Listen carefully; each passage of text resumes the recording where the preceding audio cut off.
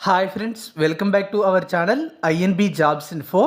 Friends, Andhra Pradesh రాష్ట్రంలో staff nurse ఉద్యోగాల భర్తీ కోసం జనవరిలో నోటిఫికేషన్స్ అనేవి జోన్ల వారీగా విడుదల చేయడం జరిగింది. ఇప్పటికే జోన్ 1, జోన్ 3, జోన్ 4కు సంబంధించినటువంటి ప్రొవిజనల్ మెరిట్ లిస్టులు అయితే రిలీజ్ చేశారు. జోన్ 4కు సంబంధించినటువంటి ఫైనల్ మెరిట్ లిస్ట్ కూడా విడుదల కావడం జరిగింది. అయితే జోన్ 2కు సంబంధించినటువంటి ప్రొవిజనల్ మెరిట్ లిస్ట్ కోసం చాలామంది నాకు ప్రతిరోజు కామెంట్స్ ద్వారా అడుగుతూ ఉన్నారు. ఎట్టకేలకు జోన్ 2కు సంబంధించినటువంటి ప్రొవిజనల్ మెరిట్ లిస్ట్ కూడా విడుదల చేయడం అయితే జరిగింది.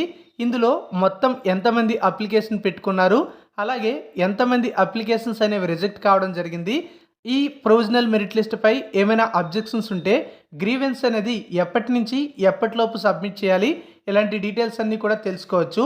కాబట్టి వీడియోను పూర్తిగా చివరి వరకు స్కిప్ చేయకుండా చూసి మీరు జోన్ 2లో ఉన్న ఉద్యోగాలకు అప్లికేషన్ పెట్టుకొని ఉన్నట్లయితే ఒకసారి ప్రొవిజనల్ మెరిట్ లిస్ట్ అనేది చెక్ చేసుకోండి.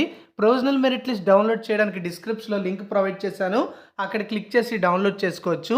మీరు మన ఛానల్ని ఇంతవరకు సబ్స్క్రైబ్ చేసుకోకపోతే ఛానల్ని ఇప్పుడే సబ్స్క్రైబ్ చేసుకొని పక్కనే వచ్చే బెల్ ఐకాన్ని తప్పనిసరిగా యాక్టివేట్ చేసుకోండి. నేను చేసే వీడియోస్ ఉపయోగపడుతున్నాయంటే లైక్ చేసి షేర్ చేసి సపోర్ట్ చేయండి. అఫీషియల్ వెబ్సైట్ అయితే మీరు ఓపెన్ చేయొచ్చు, లేదన్నట్లయితే డిస్క్రిప్షన్లో నేను ఇచ్చిన లింక్పై క్లిక్ చేసి మన వెబ్సైట్ నుంచి కూడా ఈ లిస్ట్ అయితే డౌన్లోడ్ చేసుకోవచ్చు. ఇక్కడ చూడండి, provisional merit list of staff nurses on contract basis zone 2 అని చెప్పి కొత్తగా ఒక లింక్ అయితే యాక్టివేట్ కావడం జరిగింది. దీనిపైన మనం క్లిక్ చేసినట్లయితే డైరెక్ట్గా పీడిఎఫ్ అనేది డౌన్లోడ్ అయితే అయిపోతుంది. ఈ పీడిఎఫ్ చూసుకున్నట్లయితే మనకి 337 పేజీలు అయితే ఉంది. ఇందులో మీ యొక్క డీటెయిల్స్ అన్నీ కూడా ఉంటాయి. ప్రొవిజనల్ మెరిట్ లిస్ట్ అంటే ఎంతమంది అభ్యర్థులు అయితే ఆ జోన్లో అప్లికేషన్ పెట్టుకున్నారో వారందరికి సంబంధించినటువంటి ఇన్ఫర్మేషన్ కూడా ఉంటుంది. చాలామంది అడుగుతున్నారు ప్రొవిజనల్ మెరిట్ లిస్ట్ అంటే ఏంటని, కాబట్టి క్లారిటీ వచ్చింది అనుకుంటున్నాను. ఆల్రెడీ ప్రీవియస్ వీడియోస్లో నేను చాలాసార్లు చెప్పాను provisional merit list, final merit లిస్టులు, సెలక్షన్ లిస్టులకు సంబంధించి. ఇక్కడ మీరు చూస్తే government of Andhra Pradesh health, medical and family welfare డిపార్ట్మెంట్కి సంబంధించినటువంటి ఏదైతే ఉందో వాళ్ళకి ఈ జోన్ 2 యొక్క ఆఫీస్ నుంచి పంపించడం అయితే జరిగింది. ఈ యొక్క వెబ్సైట్లో పెట్టమని చెప్పి లిస్ట్ అనేది మేము రెడీ చేయడం జరిగింది.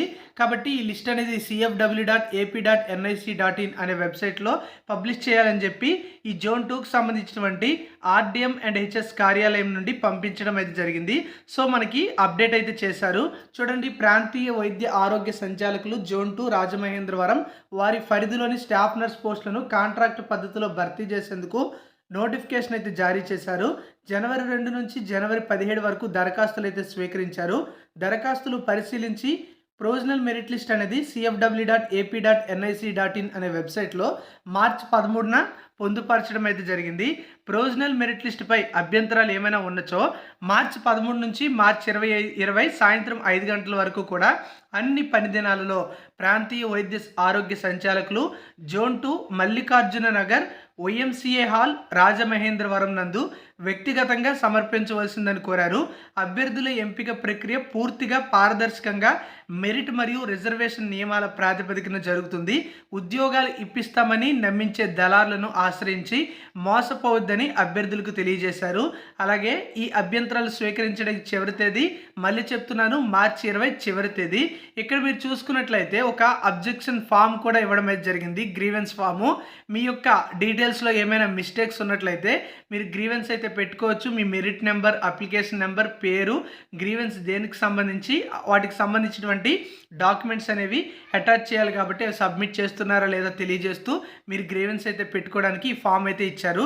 ఇక్కడ మీరు చూసుకుంటే మీకు సంబంధించిన అన్ని వివరాలు కూడా ఉంటాయి. అప్లికేషన్ నెంబర్, మెరిట్ నెంబర్, మీ పేరుతో పాటుగా మీకు సంబంధించిన అన్ని వివరాలు, అంటే మీకు ఎన్ని మార్కులు వచ్చాయి, మీరు లోకలా నాన్ లోకలా, మీ యొక్క క్వాలిఫికేషన్ ఏంటి, మీ క్వాలిఫికేషన్లో మొత్తం ఎన్ని మార్కులకు మీకు ఎన్ని మార్కులు వచ్చాయి, అదేవిధంగా మొత్తం మార్కులు కలిపి మీ మెరిట్ అంతా అన్ని డీటెయిల్స్ కూడా ఉంటాయన్నమాట.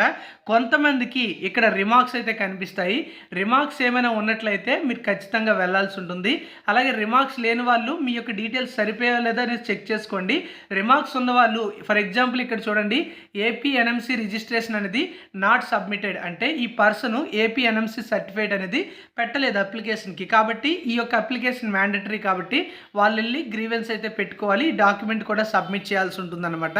అలాగే ఇక్కడ చూడండి, చాలామందికి ఏపీఎన్ఎంసీ రెన్యువల్ అయితే లేదు, కొంతమందికి స్టడీ సర్టిఫికేట్ అయితే పెట్టలేదని చెప్తున్నారు, కొంతమంది sports certificate will be referred to SAAP, అంటే వాళ్ళు స్పోర్ట్స్ సర్టిఫికేట్ అయితే పెట్టారంట, వాళ్ళ యొక్క సర్టిఫికేట్ అనేది రిఫర్ చేస్తామని చెప్పారు. ఇలా కొంతమందికి వారికి ఈ సంబంధించినటువంటి రిమార్క్స్ అయితే ఉంటాయి. కొంతమంది ఓడి నాట్ సబ్మిటెడ్ అని కూడా చూపించారు.